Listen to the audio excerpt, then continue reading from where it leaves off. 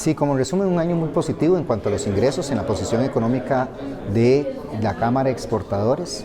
Representamos ya el 41% del Producto Interno Bruto, con un crecimiento del 17% en la parte de bienes, impulsado sobre todo por el régimen de zona franca, un 27%, y el régimen definitivo de un 5%. Y en la parte de servicios, tenemos un crecimiento del 18% al acumulado del primer semestre del 2023, lo que hace presagiar un muy buen año para el sector exportador, muy por encima del año anterior e incluso ya llegando a los números que tuvimos en pandemia. Además del crecimiento del sector exportador, queremos rescatar también algunos de los retos que se nos presentan como país y que tenemos que trabajar en conjunto, gobierno, Asamblea Legislativa, otras organizaciones y nosotros el sector empresarial, el sector productivo, como cuáles: infraestructura, educación, tipo de cambio. Digamos que son los tres más relevantes. En cuanto al tipo de cambio, un tipo de cambio a 521 colones nos tiene a muchos del sector exportador prácticamente en la línea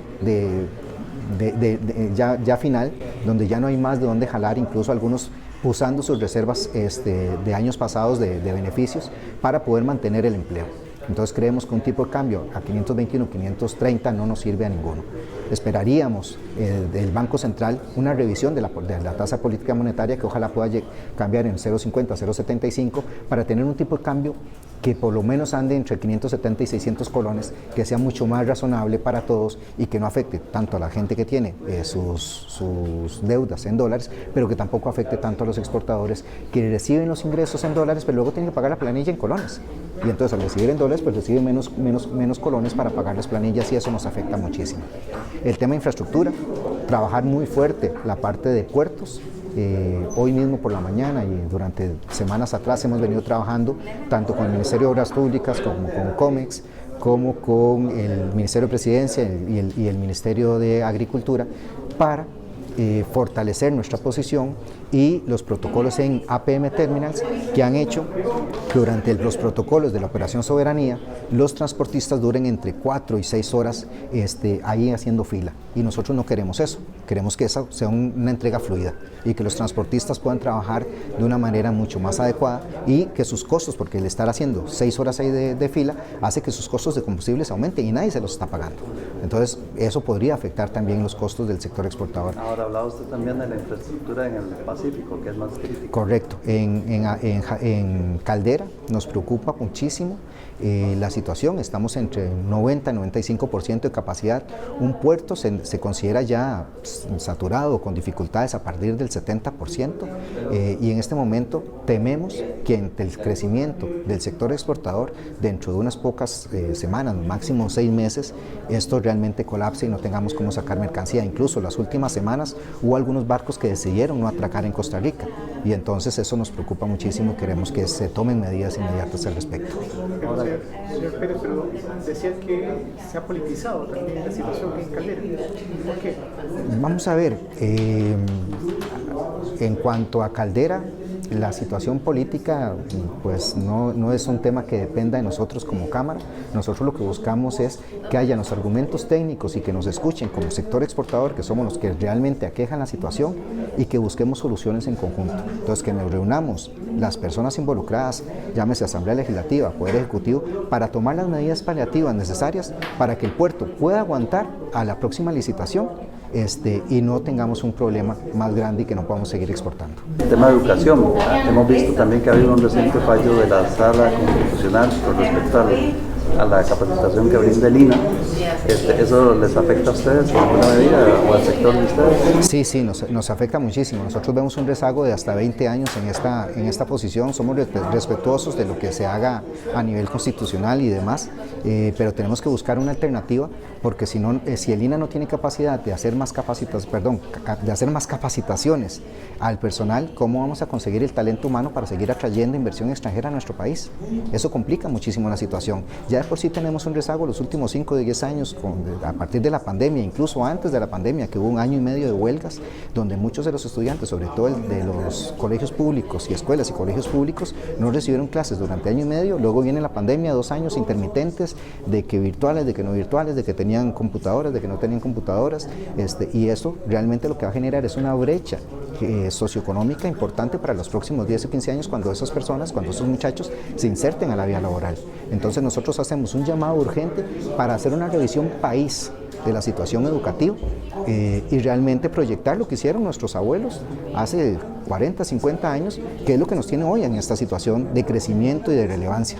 Pero no vemos que eso se pueda replicar si no hacemos un cambio en el sistema educativo.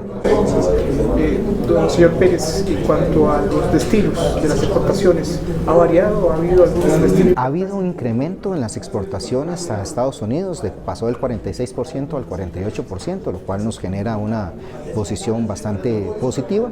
En cuanto a Europa, sigue representando el 21%, Centroamérica el 19%, Asia, sobre todo motivado por Japón, representa el 6%, y si mal no recuerdo, Caribe 3% y Sudamérica 2%.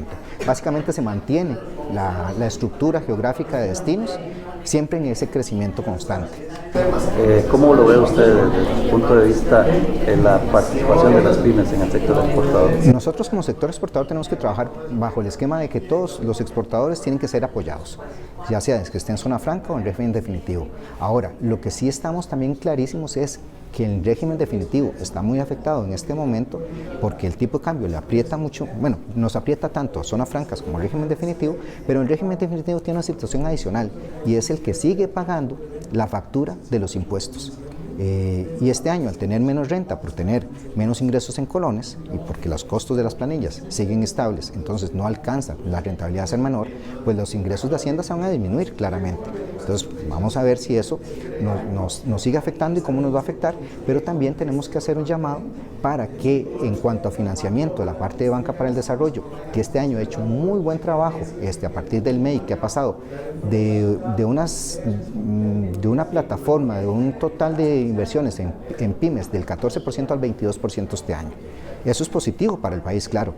Ahora, ¿qué buscamos nosotros como exportadores? Que ojalá llegue al 40-50% las pymes, pero que no se deje de lado las medianas empresas, esas que apenas cruzan la barda del mínimo para dejar de ser una pyme, pero que no son la gran empresa, que podrían quedarse sin financiamiento porque resulta que no tienen esas condiciones. Entonces habría que buscar un punto intermedio para que esas empresas también reciban este apoyo.